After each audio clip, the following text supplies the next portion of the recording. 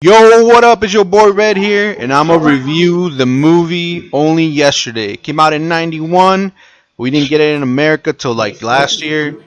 And wow, why was Studio Ghibli holding out on this fucking amazing film? I don't know.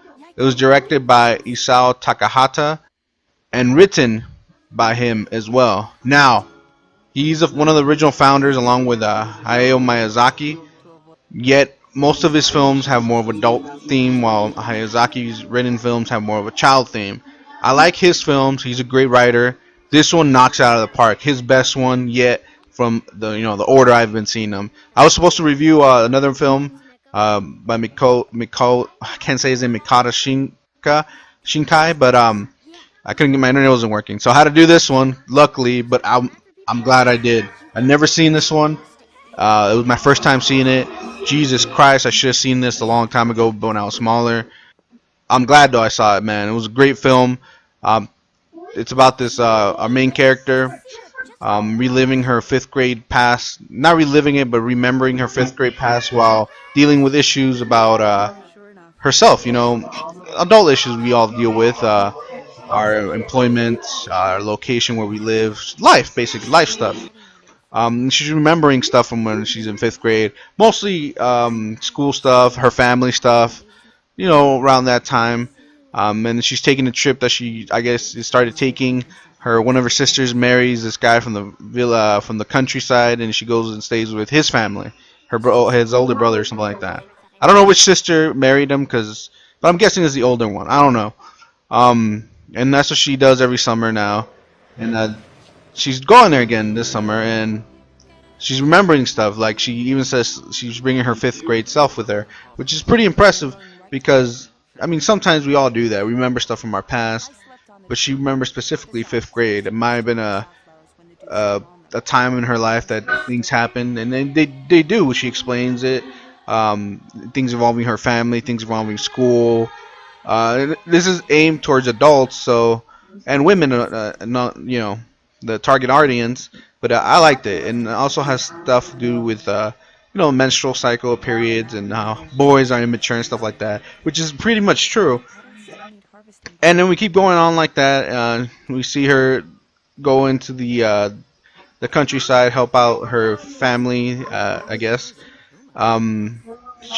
They're nice. They like her help. We get history on how they make dyes, I guess. I don't know, it gets crazy. But it is a pretty well-paced film, actually. I did not hate any minute of it. Any minute of it. I liked every single thing. The fourth walls, where she's like a kid, and she has these mysterious fucking trips. I actually think everyone's had those, where they daydream and stuff. Different things happen.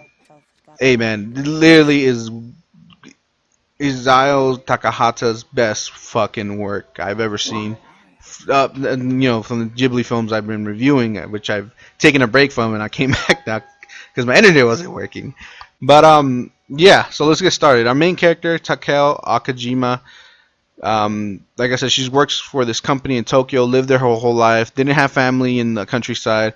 I guess back in the day in 1964 was when she was a kid. I forgot to mention that the film takes place in 1964 and 1982, the time frames. She witnessed a lot of things, but she was a child. She witnessed the Beatles arrive in Japan. All her friends during the summer go visit relatives in the countryside. I think that was a regular thing. I'm not sure. I didn't grow up there, so I don't know if this is true. And she never had that. And I guess when she grew up and her sister married someone from the countryside, she finally had that in her possession. She always wanted that.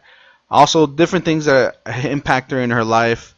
And you all get to see that in the film. There's too many to tell. I'm not going to give you the whole movie. All right. Toshio is a character that she meets at the train station when she was about going to get picked up from in the countryside.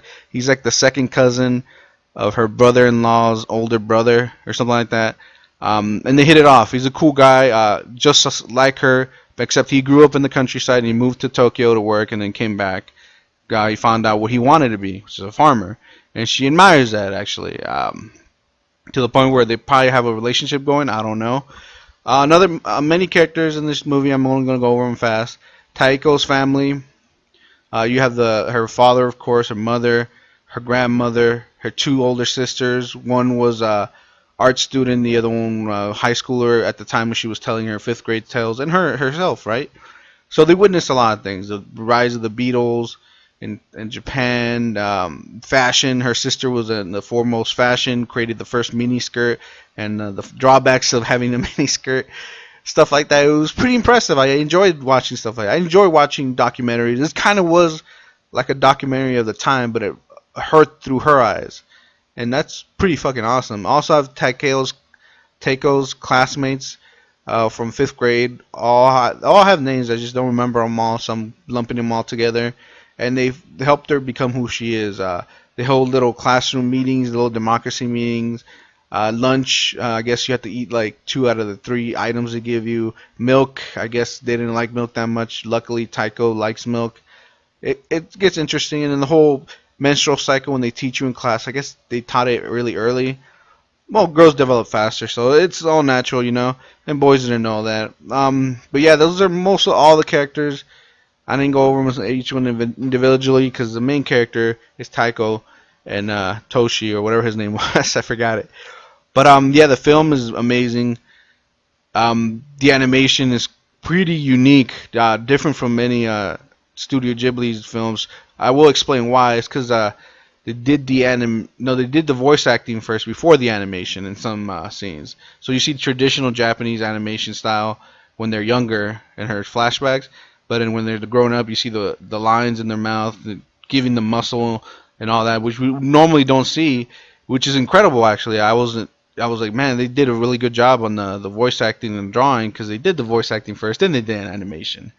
Um, Great music, unique music. Hungarian, I think it was Hungarian metal. I don't know what it was. It was awesome. Um, like I said, man, I was intrigued the whole time. The animation was great. The music was good. The plot was incredible. Seeing that through her eyes, timeline changes. Puma, advertising Puma. I don't know if it was big in '91. Yeah, it was. Puma was big in '91 or '82, whatever. That was pretty funny when that happened. Advertising Puma sneakers. I don't know what sneakers are running shoes today, Adidas or something. I don't know. But it was a great movie watching this. I could definitely see it's just an adult film, but I think kids will like it too. It has a lot to do with elementary school and stuff like that, problems they're dealing with. Who knows? But hey, I don't give the score lightly, but when I do, it's because this film was great, and I think people could back me up on this. This is almost a 10. I'm gonna give it a 10 out of 10, y'all. It was a great film.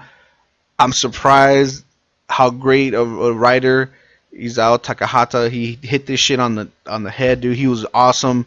Uh, it was just great, man. I loved it. I can't believe I've never seen that shit. Just hit myself. But hey, if you guys like this review, hit that like, hit that sub. I'll catch you all next time.